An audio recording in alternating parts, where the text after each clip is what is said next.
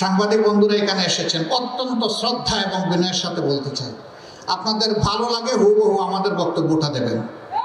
আমাদের বক্তব্যের নামে আপনাদের কোনো বক্তব্য আমাদের উপর চাপাবেন না। গতকাল সাতক্ষীরায় আমার উপরে জুলুম করা হয়েছে একটা মিডিয়া থেকে। আমি ঢাকায় গিয়ে তাদের কর্মকর্তাদের সাথে বসবো, আমরা কি অপরাধ করেছিলাম, তাদের কি ক্ষতি করেছিলাম, আমাদের নামে কেন তারা এই অপবাদ দিলেন। মিডিয়াকে আমি স্যালিউট জানাই।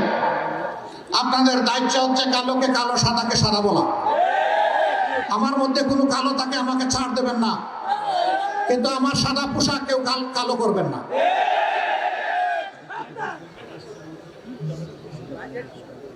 আপনারা এক সময় ভয়ে সংকোচে চাপে বিধ্বস্ত ছিলেন, আপনারা সত্য কথাটা সত্য হিসাবে লিখতে পারেন নাই, সত্যকে গোপন করতে বাধ্য হয়েছেন অশুভ শক্তির চাপে। আমরা এটার জন্য মাইন্ড করব না, কিন্তু এখন তো আপনারা মুক্ত। এখন কেন আপনার নিজের চিন্তা করবেন যুক্ত? আপনার চিন্তা আপনি বলুন, আমার মুখে বলতে চান কেন? শুধু আমার কথা বলছি না, কোন মানুষের কথাকে মেলাফাইট করা উচিত নয়, টুইস্ট করা উচিত নয়, বিকৃত করা উচিত নয়, জাতিকে বিভ্রান্ত করা উচিত নয়। মিডিয়া অত্যন্ত দায়িত্বশীলতার সাথে এখন তারা কাজ করছেন। দেশপ্রেম তাদেরও আছে, এই দেশ তাদের, আমাদের সবার। যারা এই দায়িত্ব নিয়ে স্বচ্ছতার সাথে কাজ করছেন, আমি তাদেরকে স্যালুট জানাই। আপনাদের পাশে আমরা আছি। এটা আমার বিপক্ষে গেলেও আপনার পাশে আমি থাকবো, যদি জিনিসটা ন্যায়সঙ্গত হয়, সত্য হয়।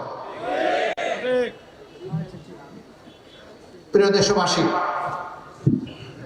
একটা ভালো সমাজ যারা গড়তে চাইবে, সমালোচনা এবং যন্ত্রণা তাদেরকে পিছ ছাড়বে না, এটাও আমরা বুঝি। যে কিছু করে তার সমালোচনা হবে, যে কিছুই করে না তার নিয়ে জনগণ কথা বলে না।